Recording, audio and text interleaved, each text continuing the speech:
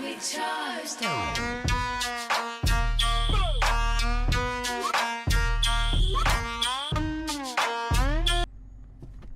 hit by the Bud Light truck.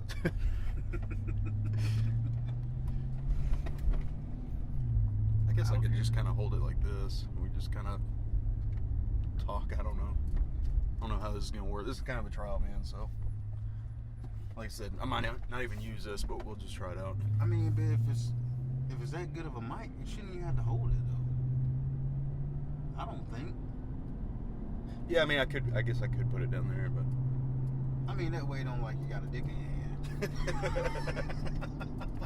I mean, I don't want nobody riding around talking about what's that big black thing in his hand.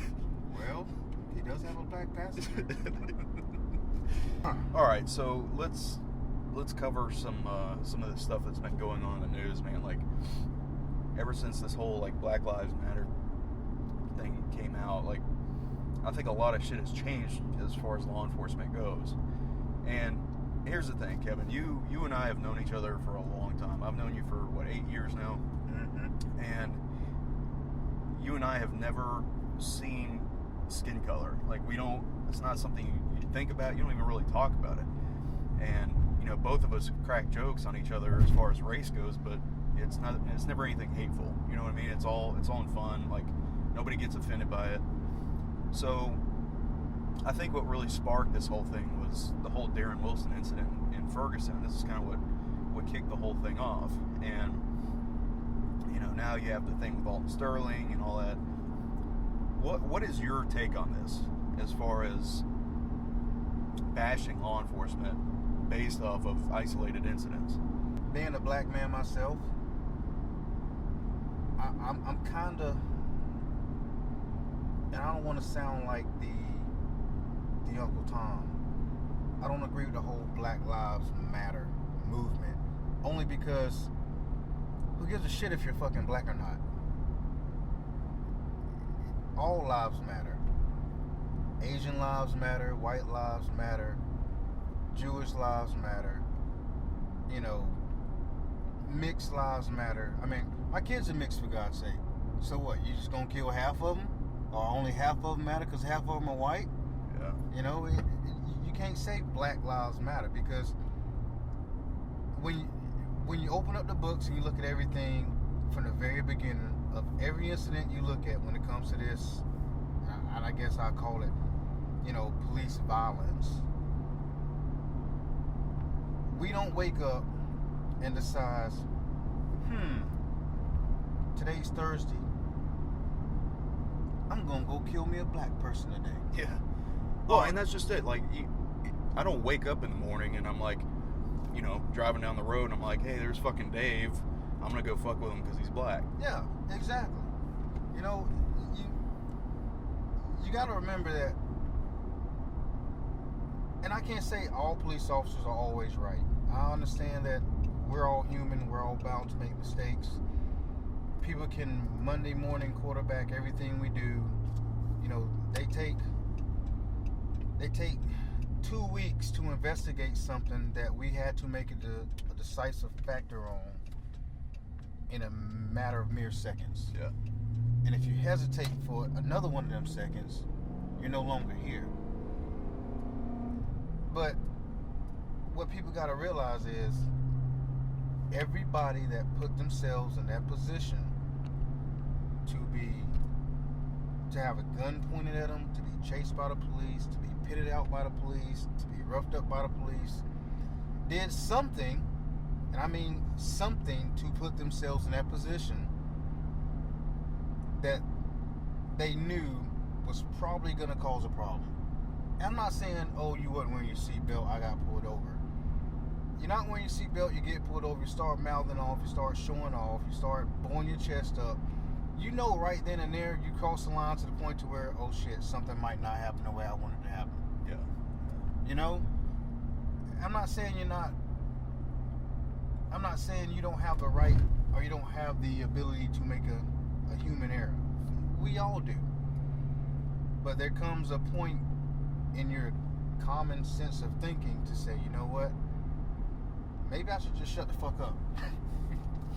take my $15 or my $100 ticket and fight the shit in court instead of fighting on the side of the road. Yeah.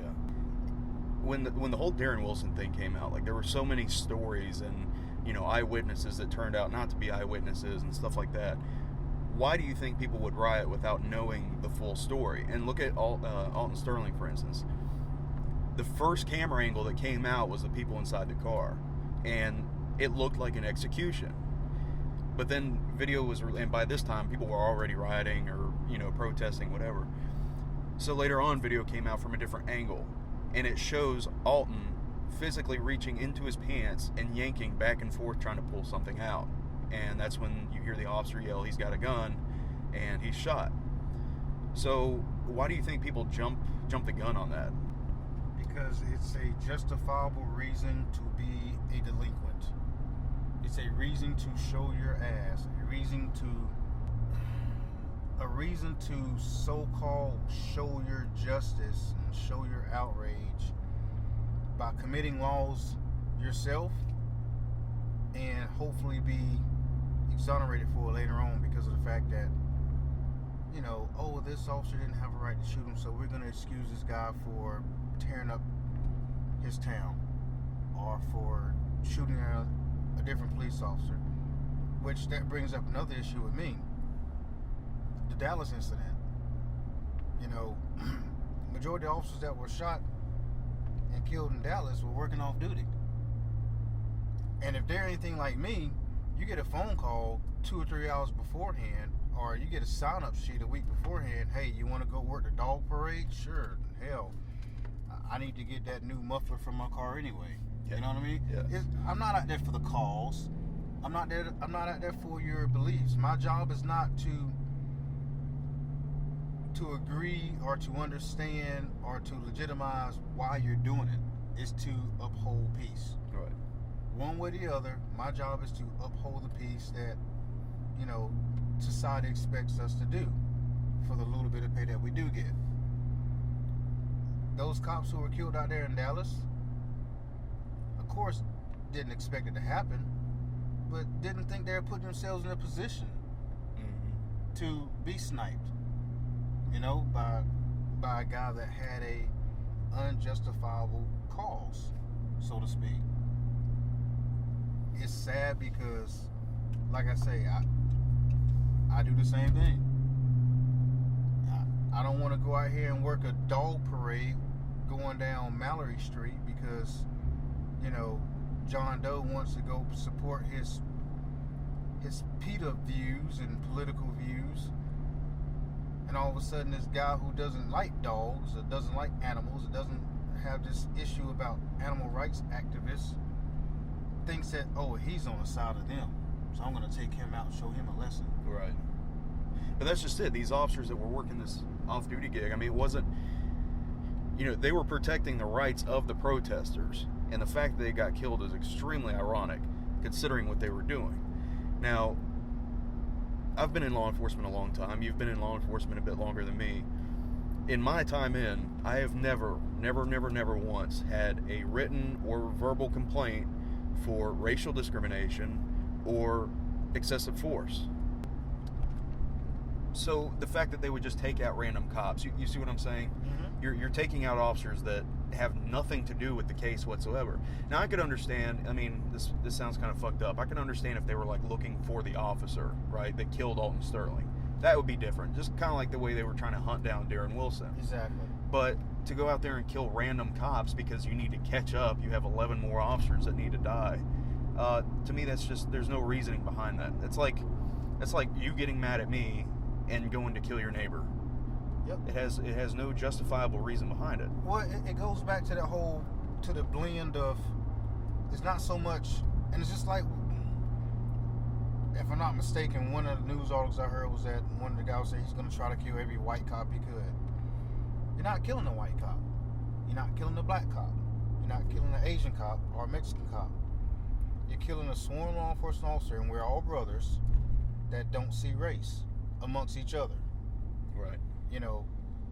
I get out on a call and I don't see 5 white cops and 2 black cops. I don't see 2 Mexican cops and 1 Asian cop. Yeah.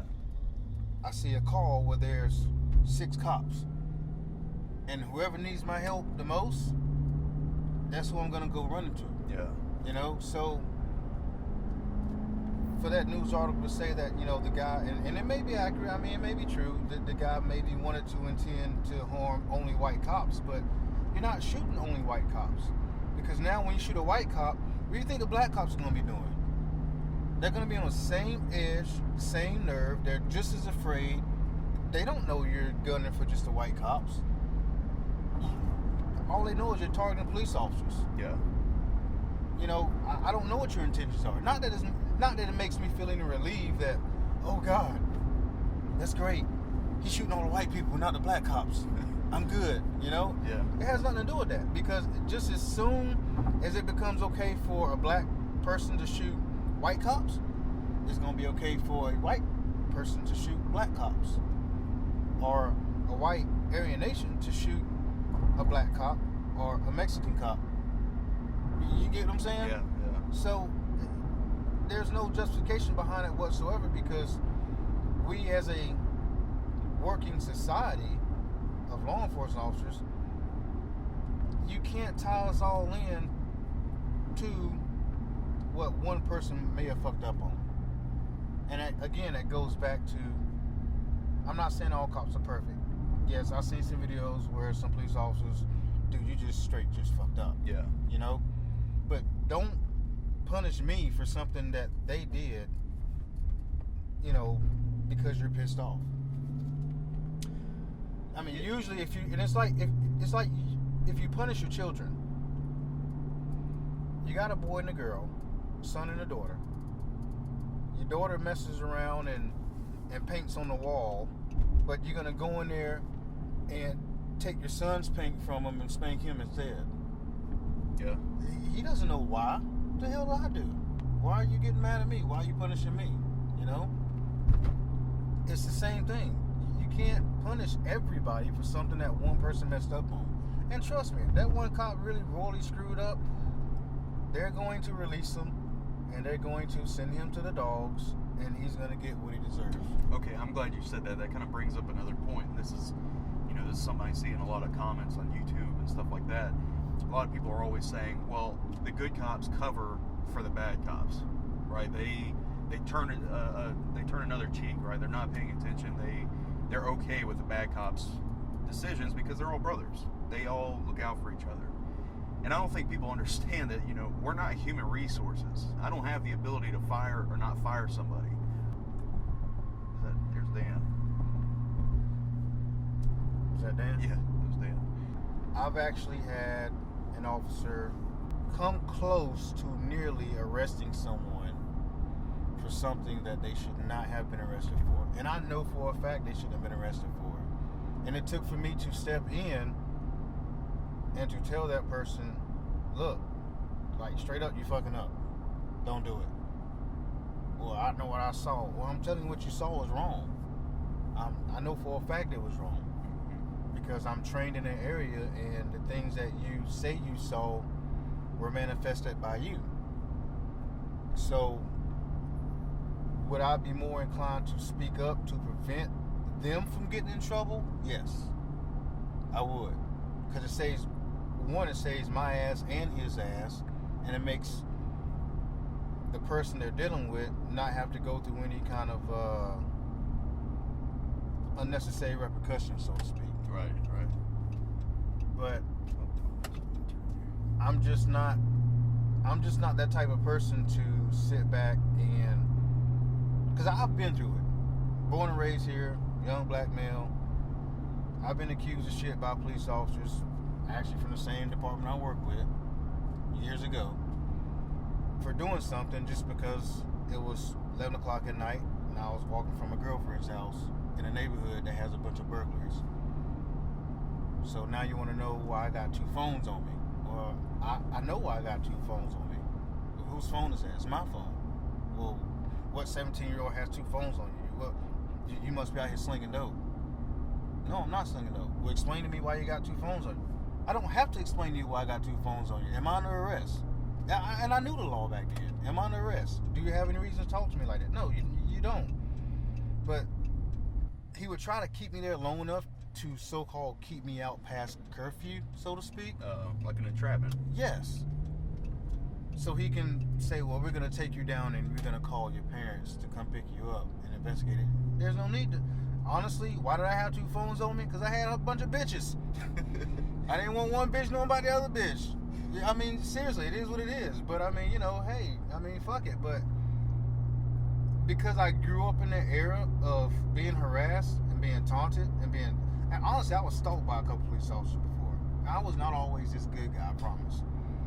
But because I've been through it, I know what not to do to other people. Right. You know what I mean? Yeah. I know how to watch how I question people, how I give them the benefit of the doubt, how to sometimes just say, you know what, fuck it, and just let it go. You know, if they are doing something wrong, I'm not going to try to stretch it out until I can finally get the smallest little thing to say, hi, I got you. No. If you're doing something wrong, you're gonna fuck up. I'll catch you next week. I'll catch you next month. Or the feds will get you next month. You know? It's not worth me ruining my rep and my professionalism trying to make a case over what? Because at the end of the day, like I said earlier, I get the same shitty paycheck. But now do I want to get a shitty paycheck and then get shanked at fucking Walmart because I pissed off this guy 5 years ago because I fucking planted some shit on him? You know? Yeah. That's what it boils down to. No, you treat anybody with respect. See, that kind of brings up an interesting point, though. You know, considering that you have experienced racism in law enforcement, you know, just because you were out late, you weren't doing anything wrong. So if anybody has a reason to be angry and to feel like they're owed something based off of past experiences, it's you. So you're a perfect example of someone that comes into law enforcement and you're perfectly neutral across the board. You treat everybody the same way. You've always been very cordial with me and anybody else I've seen you interact with. How did you stay neutral even with your bad past experiences of being fucked with by police? How law enforcement is now, the tug of wars with society that we're going through right now was nothing what we went through when I was growing up, when I was a teenager. And I can tell you, regardless of how pissed off that those officers made me or anybody else, we still had a fear. We still had that respect. You know, oh shit, police come around, tighten up, straight face. Don't say nothing stupid. Just say yes sir, yes ma'am, and go on about your business. No, don't you call my grandma. Don't you do that. But it's different because even though I was intelligent enough to do my research, to study my laws, to study the Constitution, to know my amendments, I knew what their boundaries were and how far they could legally, in quotations, step across those boundaries if needed. The problem with that today is there is no respect for law enforcement. They don't care about their grandmother being called. They don't care about their mom being called. What do you think has changed? Do you think it's self-entitlement? I think everybody feels that they're owed something. I think everybody feels like, you know, they deserve some type of pass. And if they can't get that pass, they're going to force the pass. You know, the way I look at it now is, I look at it how, and I don't want to say just with black folk, I don't. I mean, because it goes across the board. I mean, you got your white communities that feel the same way. I mean, I worked in Brantley County for a while, and trust me, some of the same things that we, as in black folk, do, they do out there when it comes to a black officer telling a white person what to do. But I think it's more or less self-entitlement to the point of where they still feel like they're being oppressed. Like, the white man's still holding us down. Oh, you're an Uncle Tom because you're not with the black folk. You dress nice, or you listen to classical music, or You get what I'm saying? Oh, yeah. You just, because you're not with us, you're on the other side. There is no side. It's a personality. It's what you want. It's what satisfies your inner being. And because I don't, and I don't want this to sound the wrong way, but because I don't have gold teeth, and I don't listen to Fetty Wap, what's his name? Yeah. You know, I can care less about hearing about the trap house and making pies in the kitchen with my was it dope queen, trap queen, whatever. I don't fucking know, because I don't listen to the shit, because it's irrelevant. It has nothing to do with me. It's nothing positive. It's nothing that I want to associate with. So because I don't know none of that shit, I'm the white person. I'm on the other side. And Martin Luther King fought for a lot of the shit that we're living right now. What he didn't fight for is for people to still use this whole white man and slavery shit, and they holding us down as a fucking excuse of not doing shit with your life. Yeah. You get what I'm saying? Yeah. And I'm not saying everybody thinks that way. I'm not saying that. But I came from the hood. I didn't have everything given to me. I had to bust my ass for it. My credit's fucked up. I went through some times when I was grown and left the house and I didn't have a pot to fucking piss in. You know what I mean? I went through the same shit y'all did. But damn, you know, can I get some 305 cigarettes? You know what I mean? You know, I'll trade you. But I'm not using an oppression as an excuse of why I didn't come up.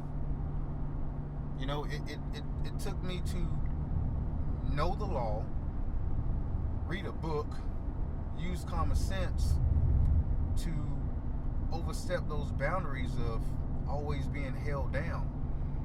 And I'll be the first one to tell you, going back to the law enforcement thing,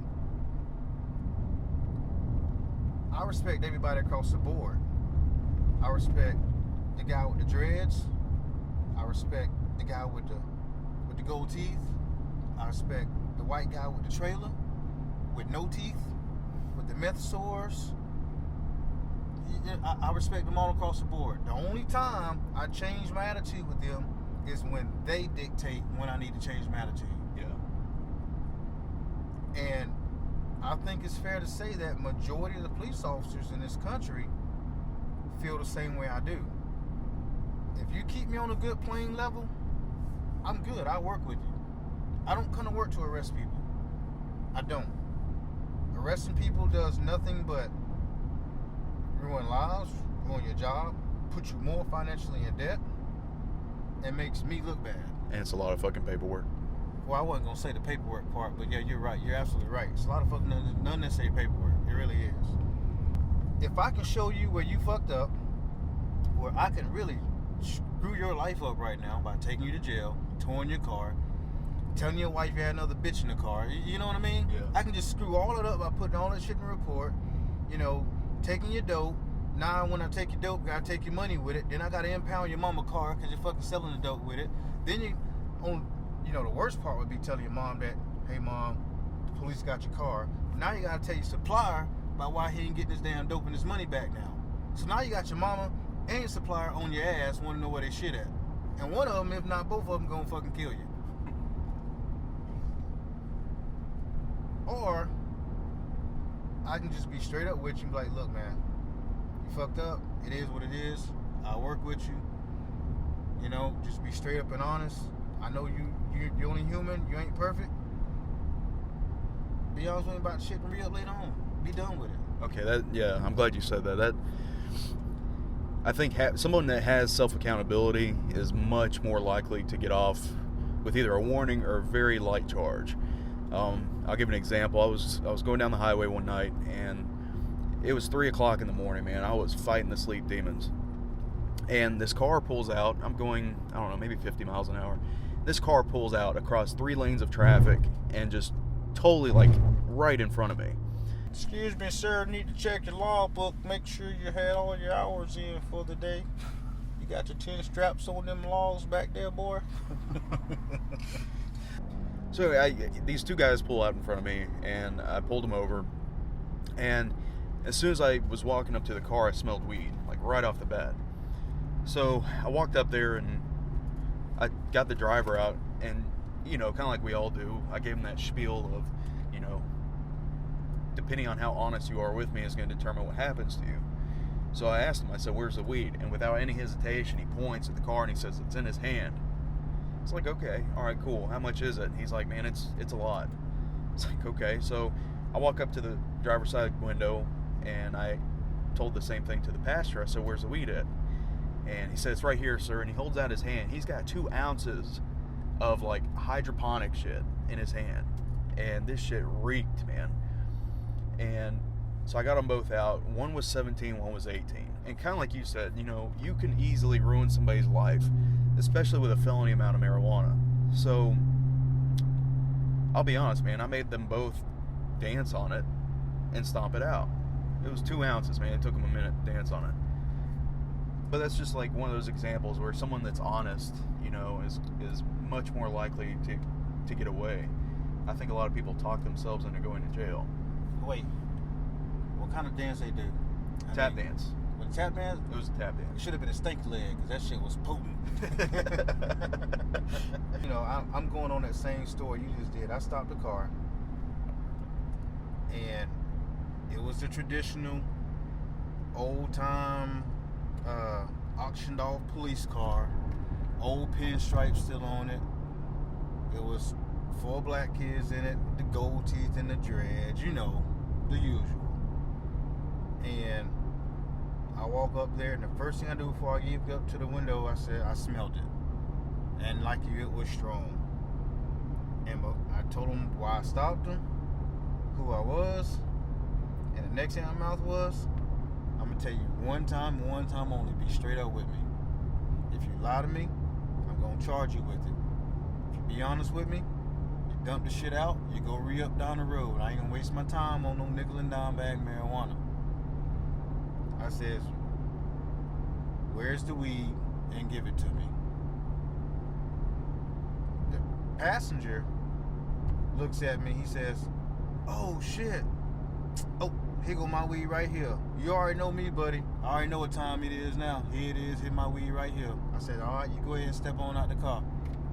So he gets out the car, and I knew the guy by his first name, and I says, "This all the weed in there?" He says, "I ain't even gonna rat him out, but I'm gonna tell you right now, they about to go to jail." He says, "All right." So I walk back up there and says, "Look, fellas, your boy already know what's up. I'm gonna ask you one time only. You give me the weeds, you go on about your business. But you're not leaving my traffic stop with marijuana on you. And me not know about it." Oh, no, sir, ain't no weed in here. I said, "Are you sure about that?" I said, "If I find him, I'm gonna charge you with it." "Oh, no, ain't no weed in here." The passenger sitting on the front of my car now, he already on the phone calling his ride up. He know he finna go home. He says, "Hey, go ahead and lock him on up." Says, "Don't y'all lie to him, because he good people. He ain't gonna give you no shit." Get them all out the car. I found maybe a dime bag between all 3 of them.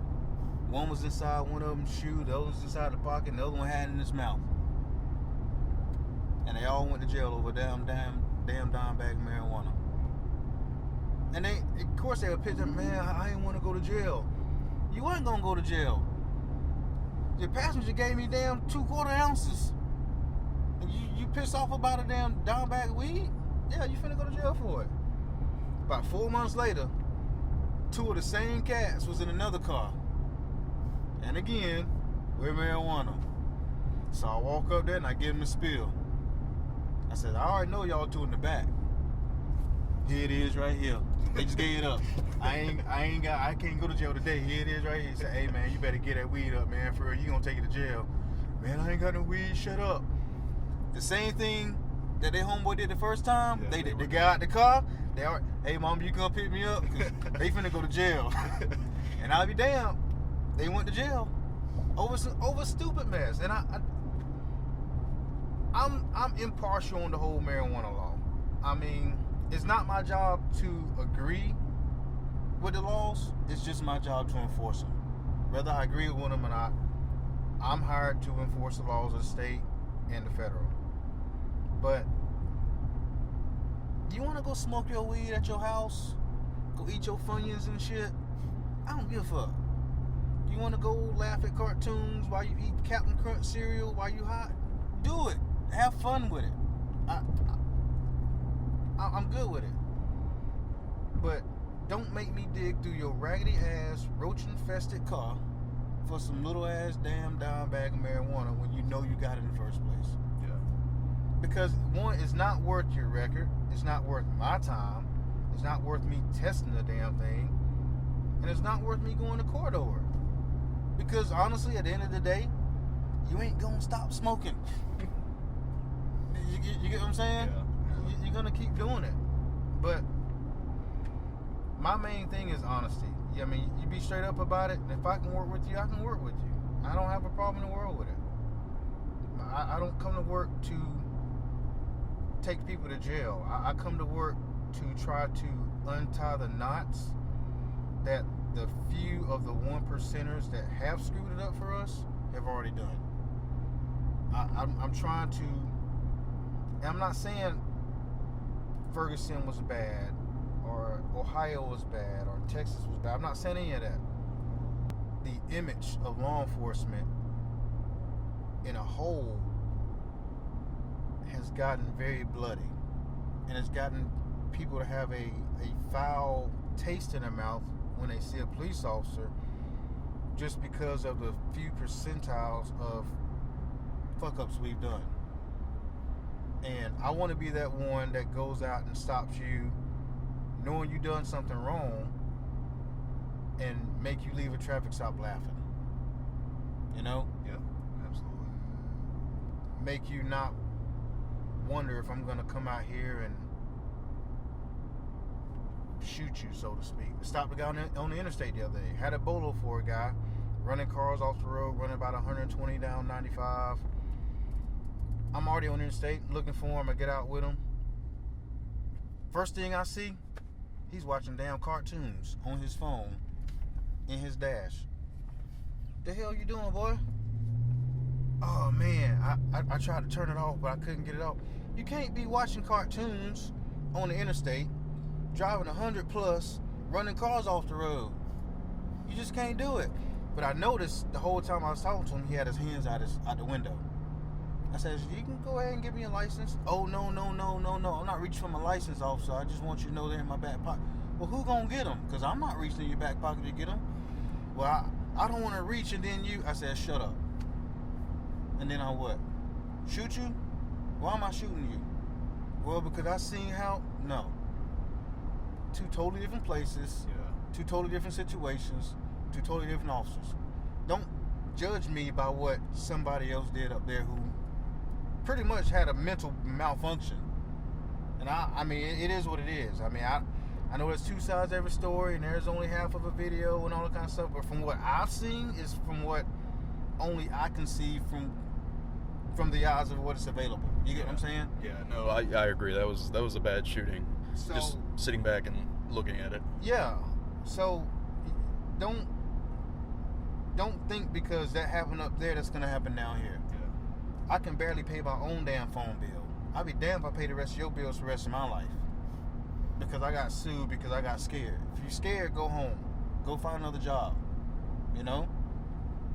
But I come to work to undo all the negativity that others have placed on this job.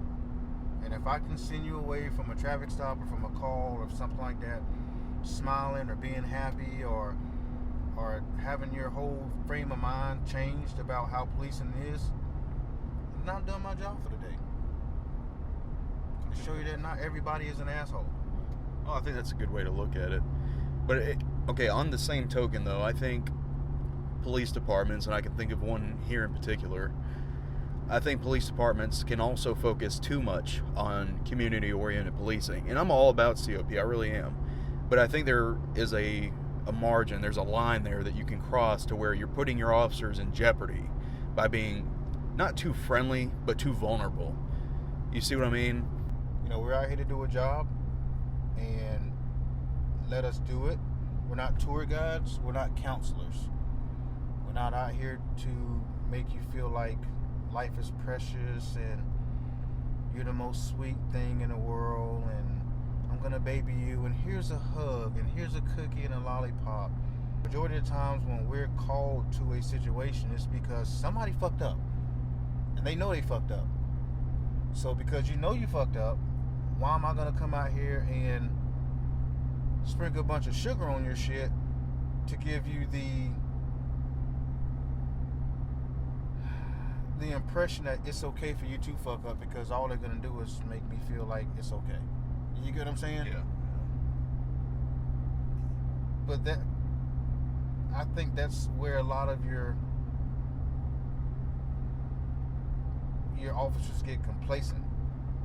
I think that if there's any officer that's more likely or inclined to get injured, hurt, or killed in the line of duty, it's because they're so used to being nice and dealing with nice people in a nice kind of way, to where they don't think that bad shit's going to happen to them the next second out. You know, perfect example would be that one shooting they had. Was that South Carolina? I don't know if you're the trooper that, I don't know if he's a trooper or not, but the police officer that pulled over that guy in the truck. Oh, the Vietnam veteran. Yes. Yeah. And he went back up. He told him I was going back to my truck to get my gun.